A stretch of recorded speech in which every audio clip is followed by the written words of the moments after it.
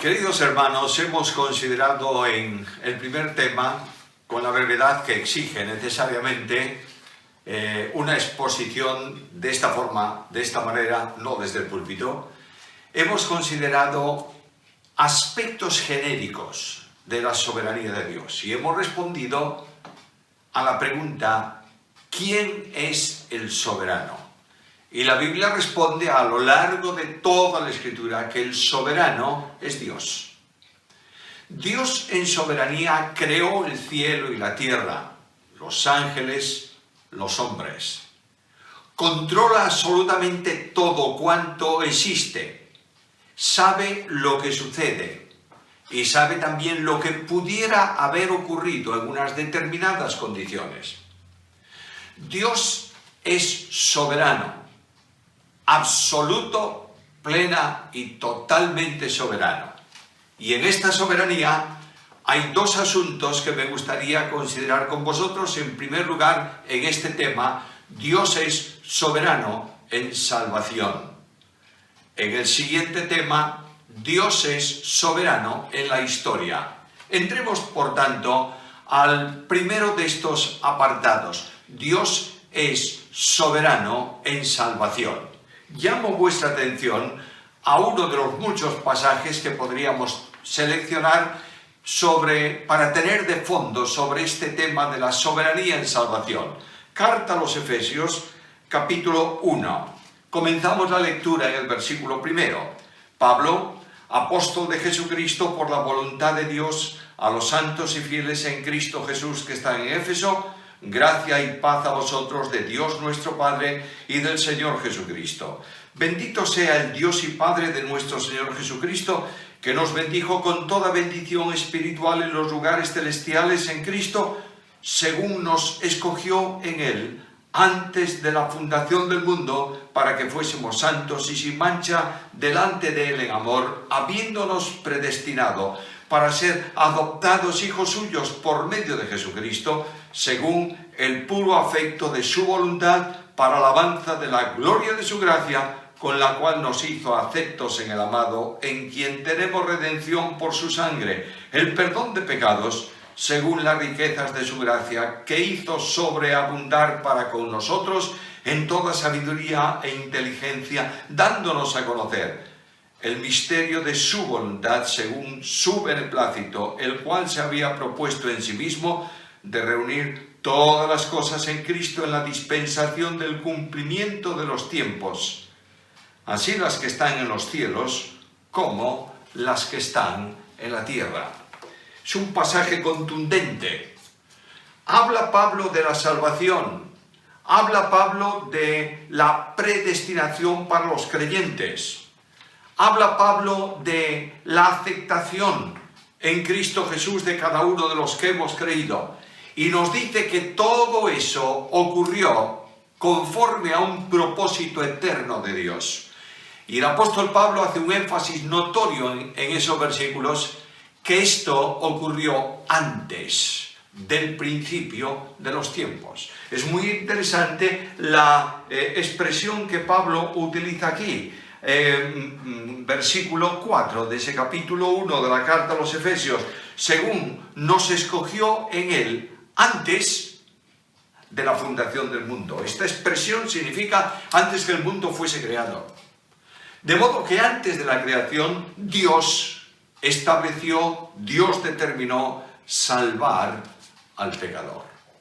No hay nada más alentador para mí que esta verdad fundamental de la Biblia. Algunos teólogos, algunas escuelas teológicas, algunas posiciones doctrinales hablan de salvación para unos y de condenación para otros desde el propósito eterno de Dios. Lo único que encuentro en la Biblia es esto: Dios determinó salvar a los pecadores antes de crear al hombre. Significa, por tanto, que la salvación no obedece a un suceso acaecido en la creación de Dios. Dios no salva porque el hombre se ha perdido. Dios nos salva porque el hombre se arruinaba. Dios nos salva porque el hombre se iba al infierno. Dios salva porque quiere salvar.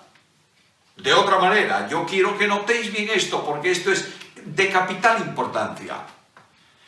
Antes de que Dios dijese por primera vez, sea la luz, Dios dijo, sea la cruz.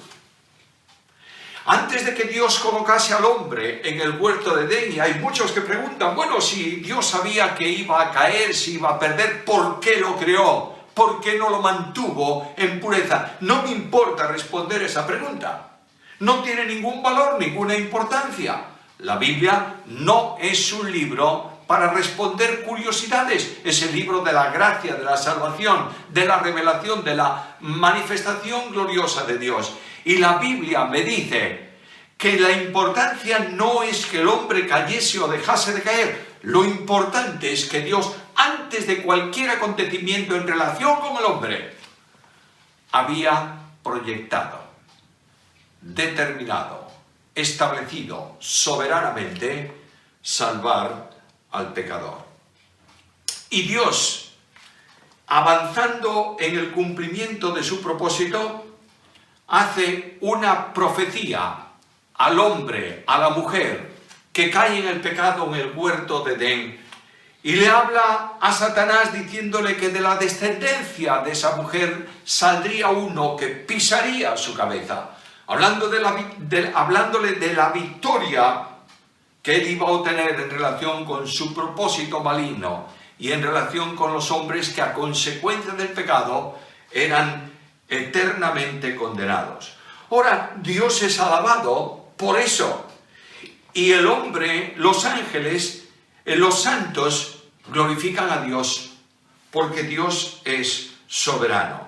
Ahora, este Dios de la soberanía en la salvación ejecuta su propósito en el tiempo histórico de los hombres. Déjame mencionar algún texto de la palabra de Dios que confirman lo que estoy diciendo. Capítulo 1 del Evangelio según Juan, versículo 1. En el principio era el Verbo. El Verbo era con Dios y el Verbo era Dios. Versículo 14. Y aquel Verbo fue hecho carne y habitó entre nosotros y vimos su gloria, gloria como del unigénito del Padre, lleno de gracia y de verdad.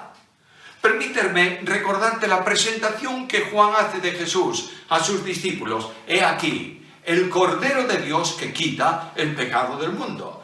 Por tanto, la primera manifestación de este cumplimiento tiene que ver con el hecho admirable de la irrupción de Dios en la historia de la humanidad para salvar al pecador. La soberanía de Dios, que establece también la historia, lo veremos Dios mediante en el segundo tema, la soberanía de Dios que establece la historia determina primeramente el hecho de la salvación, enviando a su Hijo unigénito al mundo de los hombres, haciéndose hombre como los hombres para poder morir por los hombres y sustituir en la cruz al pecador. ¿Por qué? Porque Dios es soberano. Pero algo más. Cuando en el Consejo Trinitario se establece la salvación, no olvidemos esto, por favor, la salvación no corresponde, no es de una sola persona divina, es de Dios.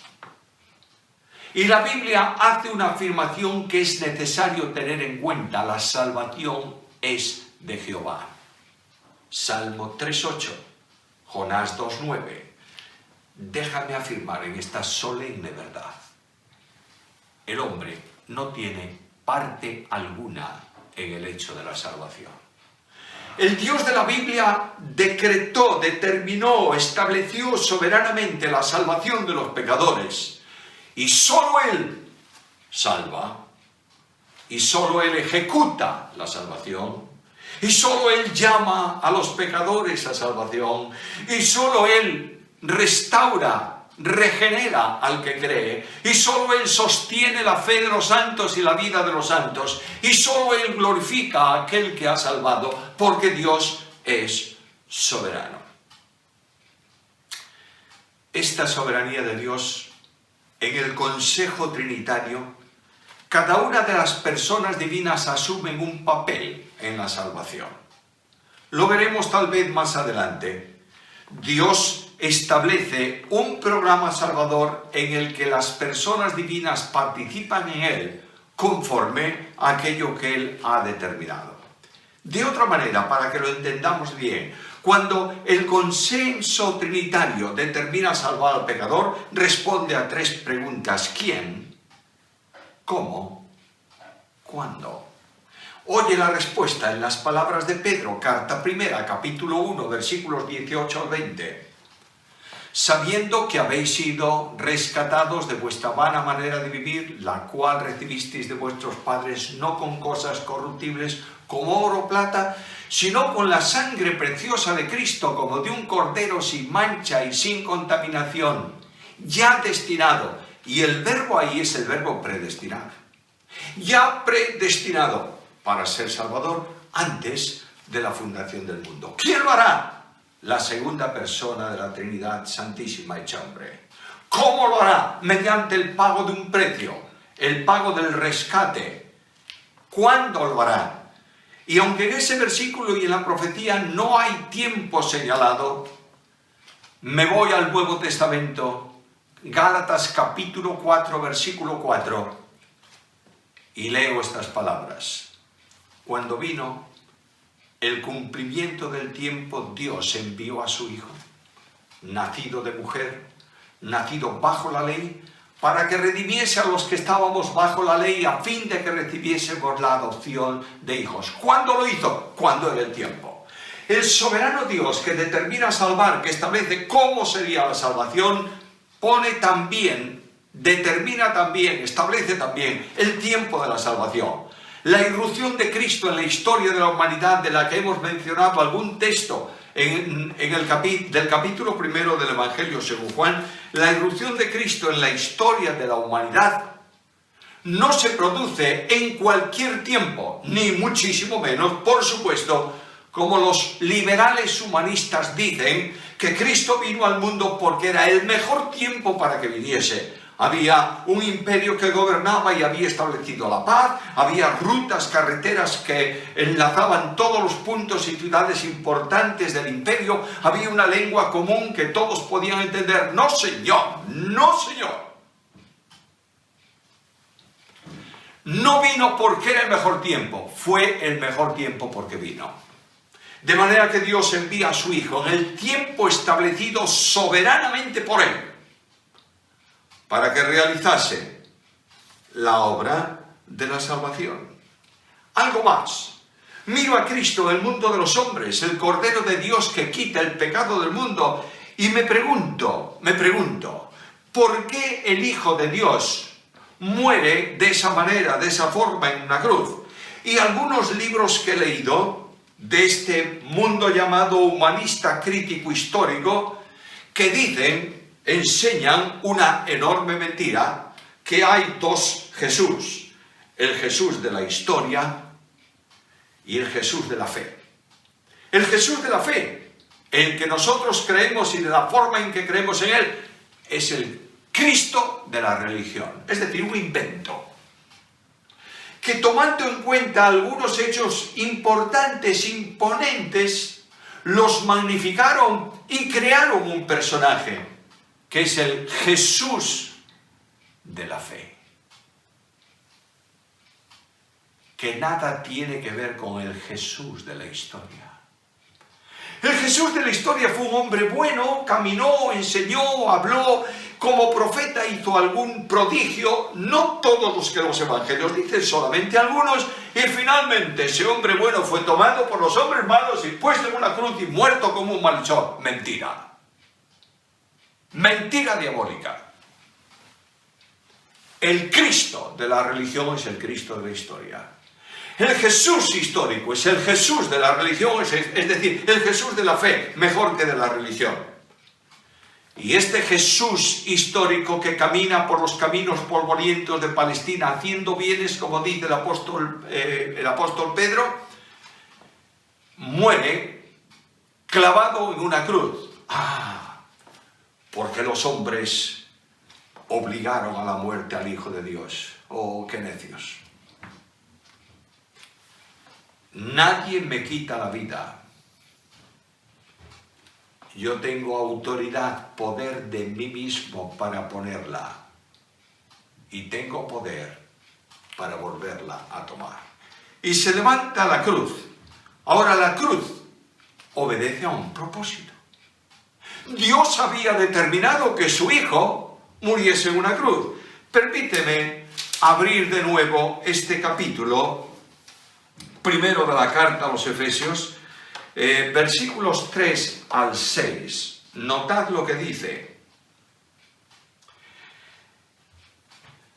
Según nos escogió Él antes de la fundación del mundo para que fuésemos santos y sin mancha delante de Él en amor, habiéndonos predestinado para ser hijos suyos por medio de Jesucristo, para alabanza de la gloria de su gracia, con la cual nos hizo aceptos en el amado. Luego, esto obedece a algo predestinado, establecido anticipadamente. Predestinar es un verbo que tiene que ver con el cumplimiento de una acción. Es como poner un círculo alrededor de algo y no puedes salirte de ese círculo. El verbo predestinar en el Nuevo Testamento se utiliza siempre, o bien para la obra de Cristo, o bien para los creyentes. Una cosa es elegir, otra cosa es predestinar.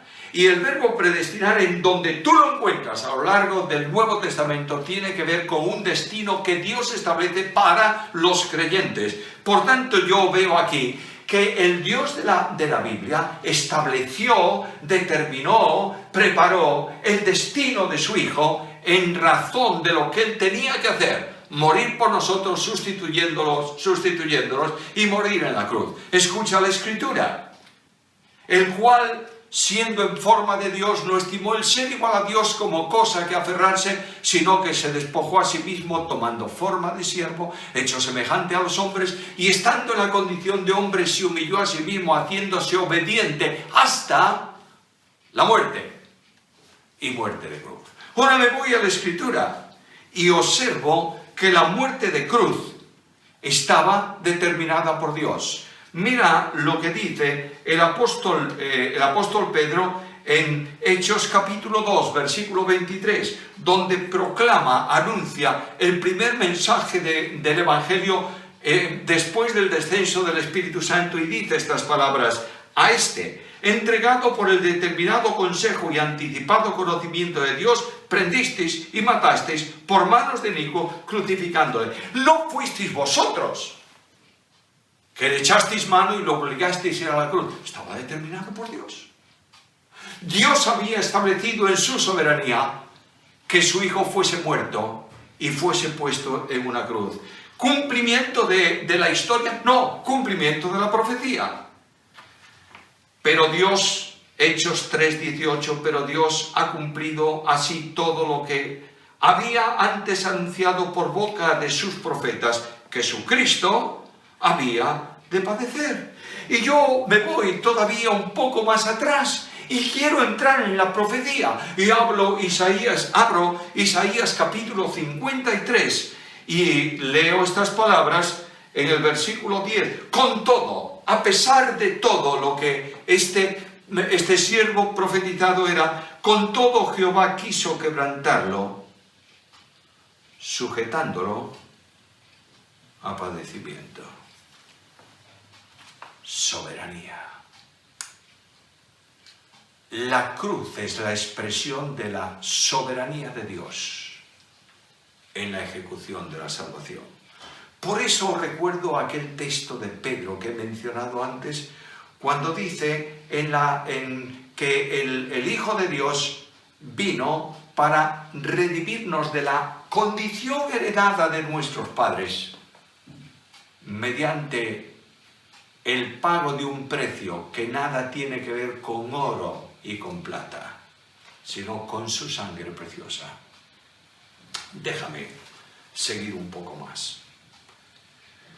No hay duda alguna que el hombre pecador es rebelde por condición, ¿lo creéis? El hombre no es pecador porque peca. El hombre peca porque es pecador.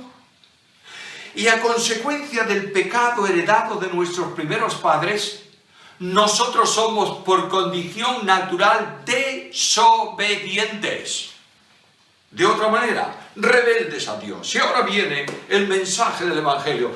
El mensaje del Evangelio es una súplica que Dios hace al pecador y que le dice, por favor, acepta lo que yo te ofrezco. El Dios de la Biblia no implora, no pide, no ruega por nada. Es soberano.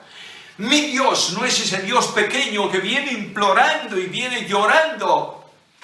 El Dios mío está sobre un trono y escucha la invitación más solemne del Evangelio. La hace Pablo a personas que oyeron el mensaje por primera vez en su historia y que no eran ni religiosos ni conocedores de la Biblia. Pablo predica en Atenas, en el Areópago. Y cuando Pablo termina dice esto: ahora Dios manda a todo hombre en todo lugar que se arrepienta. Es un mandamiento. ¿El hombre se condena por sus pecados? Claro, naturalmente que sí, por supuesto que sí. Pero especialmente el que escucha el mensaje del Evangelio se condena por un pecado de desobediencia. Dios dice, arrepiéntete. Y ese tiene el significado de fe. Cree en el Hijo de Dios. Yo te mando creer. Y ahora venimos a un problema. Y decimos, bueno, si es el mandamiento, entonces se pierde porque es desobediente. Pero, escúchame por favor. El grave problema que tengo yo con eso es que como un desobediente por condición natural va a obedecer. Me encantó siempre practicar el deporte de submarinismo. Hoy no, por supuesto, ya hace muchos años. Ponía mis gafas, mi traje de neopreno, botellas de oxígeno, cinturón de plomo, aletas, por supuesto, y al agua. Imagínate por un momento solo, imagínate, es una parábola, es una alegoría, es una fábula mejor dicho. Estoy por allá abajo y era una maravilla estar nadando entre los bancos de algas. Y de pronto allí adelante un enorme pez se quedaba mirándote. Abría su boquita, como quien diciendo, mira quién está aquí. Y de pronto, imagínate, suponte que ese pez pudiera hablar conmigo. Y me dice, ¿te gusta esto? Muchísimo. ¿Te gustaría quedarte aquí? Por supuesto, es una belleza tremenda lo que estoy observando, me encanta esto. Pues quédate. Y yo le digo, ¿cómo voy a quedarme, hombre? No puedo quedarme por una razón, porque yo tengo que respirar. El oxígeno de mi botella se termina. ¿Y qué tengo que hacer? Subir, respirar, poner otra botella, cargar el oxígeno, volver al agua, si es que quiero hacer otra inmersión. ¿Por qué no puedo quedarme allí? Porque mi naturaleza me exige respirar aire. De la misma forma el hombre. La naturaleza del hombre le exige ser desobediente. Y ahora Dios dice, la obediencia tuya tiene que ser de tal dimensión que tienes que entregarte a mí. Entregar tu yo, entregar tu vida. Renunciar a lo que tú eres para aceptar el yo mío, que es Cristo Jesús por medio de la fe. ¿Cómo puede un desobediente obedecer? Escucha al apóstol Pablo. Capítulo 1 de carta segunda del apóstol Pablo y versículo 2. Escogido según la presciencia de Dios Padre, escucha estas palabras, en santificación del Espíritu para obedecer y ser rociados con la sangre de Jesucristo.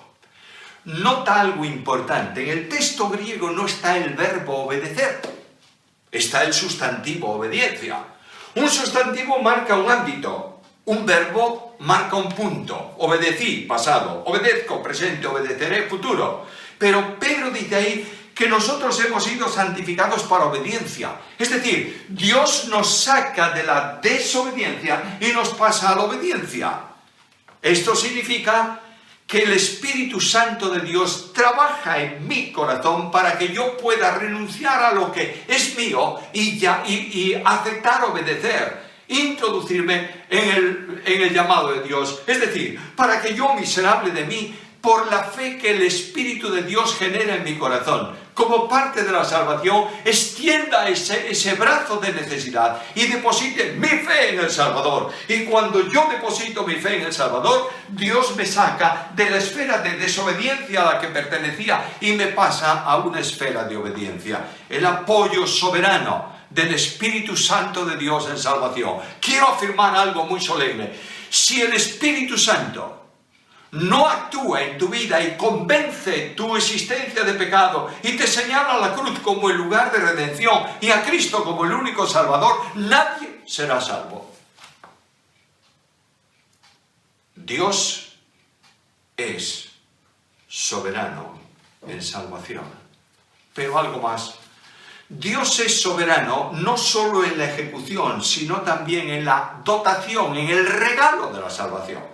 Porque por gracia sois salvos por medio de la fe, Efesios 2, 8, 9, y esto no es de vosotros, es un don de Dios, no por obras, para que nadie se gloríe. Y hay quienes a los teólogos discutiendo, ¿está la fe incluida o solamente es la gracia? La gracia o la fe, a ver, déjate de historias. El neutro en el texto griego exige que sea la totalidad, el ámbito absoluto de lo que tiene que ver con salvación, porque la salvación es de Dios. Dios no obliga a nadie a creer, pero capacita al pecador para que pueda hacerlo. Y de pronto este Dios admirable que realiza el sacrificio redentor en la cruz del Calvario, que pone a su Hijo como sustitución por el pecador. Nadie se salva por el hecho de que Cristo ocupase su lugar. Se salva porque Cristo lo sustituye. De otra manera, el pecador puede salvarse porque Cristo, sustituyéndolo, canceló la responsabilidad penal de su pecado. Y esto que obedece a la soberanía viene a avanzar un poco más. Ya he creído, ya he depositado mi fe en el Salvador, ya estoy en los brazos admirables de Jesucristo, ya camino por la fe y se produce la siguiente etapa de la salvación de Dios. En la etapa segunda de la salvación, que técnicamente se llama la santificación, Dios es soberano. Dios nos lleva en triunfo siempre. ¿Quién nos lleva en triunfo? Dios. ¿Y nos lleva en triunfo cómo? En Cristo Jesús. Es decir, el Dios de la Biblia actúa en nosotros para que podamos seguir las pisadas del Maestro, por causa, en razón, como base a la regeneración. Escucha esto, por favor.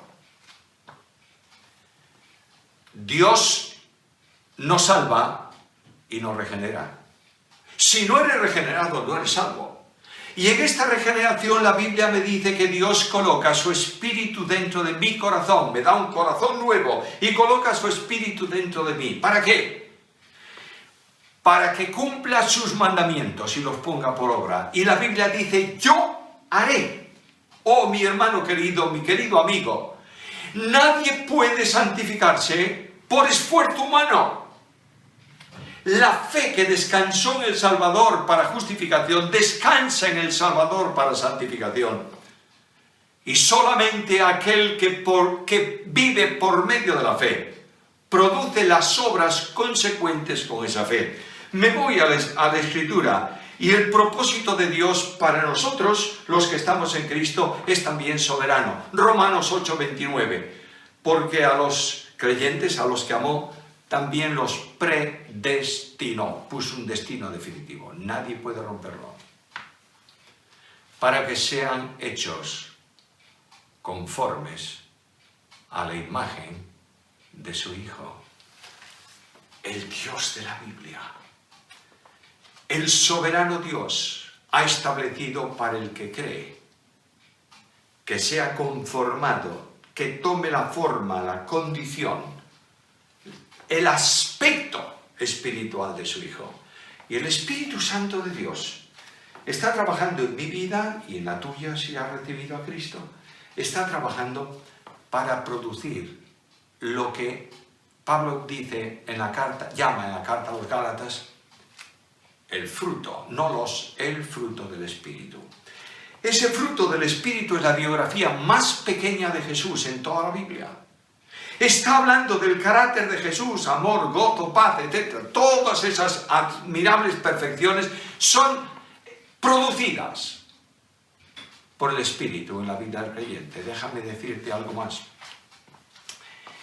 El creyente que vive a Cristo es el verdadero creyente. No consiste en hablar de Cristo, no consiste simplemente en saber quién es Cristo, no consiste en predicar a Cristo, consiste en vivir a Cristo. Escúchame, por favor, la religión no es cristianismo. Cristianismo es Cristo. Y cuando tú estás viviendo a Cristo, estás viviendo una vida de santidad. A veces las iglesias hacen un énfasis tremendo en unos pecados y excluyen otros. Casi estamos hablando de pecados veniales y de pecados mortales. Pecado es pecado. Y la iglesia dice, ay, es que en este tiempo esto y en el tiempo pasado aquello. No. Y si haces esto eres santo y si no lo haces no eres santo. Escúchame, por favor. Solo es santo quien hace vida al santo en su propia vida. Es decir, quien expresa la vida de Jesucristo. Y tú eres santo porque Cristo es santísimo. Y dice Cristo, sed santos. No como yo soy, sino sed santos porque yo soy santo. Ahora ya tenemos al creyente en la esfera de la soberanía de Dios en la salvación en el tiempo presente. ¿Y qué tiene que hacer el creyente? Mira de nuevo Efesios, mira un momento conmigo, capítulo 2 de la carta a los Efesios y el versículo 10. Efesios capítulo 2, versículo 10 dice así: porque somos hechura suya, creados en Cristo Jesús para buenas obras, las cuales, oye esto, Dios preparó de antemano para que anduviésemos en ellas.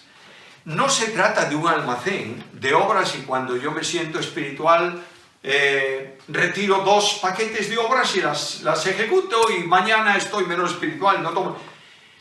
No dice que las hagamos, dice que andemos o anduviésemos en ella. Andar es un estilo de vida. Yo hago obras consonantes con mi salvación en la medida en que vivo bajo la plenitud del Espíritu Santo de Dios. Y el estilo de vida mío es el estilo de vida de Jesucristo manifestado en carne. Debo terminar. El soberano Dios ha determinado algo, escúchalo. Aquel que es poderoso para guardaros sin caída y presentaros sin mancha delante de su gloria con gran alegría, al único y sabio Dios nuestro Salvador, sea gloria y majestad, imperio y potencia, ahora y por todos los siglos. Amén. Escucha, Pedro, esperando la manifestación bienaventurada de la gracia de Dios que se os traerá cuando Jesucristo sea manifestado. Oh, la gracia de Dios.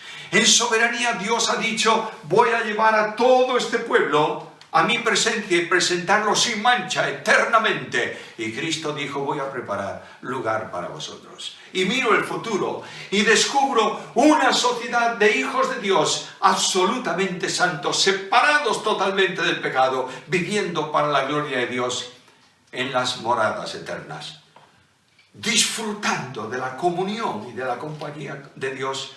Y levanto mis ojos y digo, ¿por qué, Señor? ¿Por qué? Porque ángeles perfectos que han caído, porque el serafín glorioso, el querubín glorioso que se rebeló contra ti, ¿por qué motivo van al lago de fuego para siempre y yo voy al cielo que soy mucho más imperfecto? Y la Biblia me dice,